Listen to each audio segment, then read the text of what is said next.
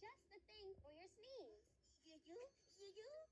Yep, and I think it's arriving right now.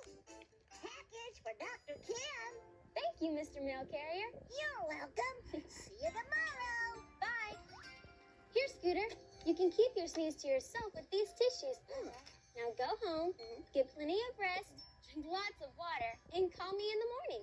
Okay, Dr. Kim. Thanks a lot. I'll see you in the... Cover it up, Scooter. Thanks, Miss Ella.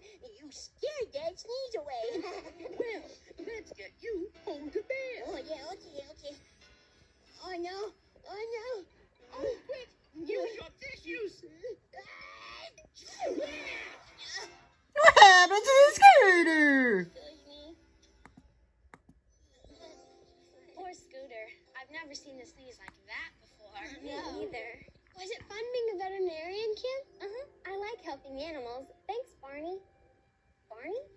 Where's Barney now?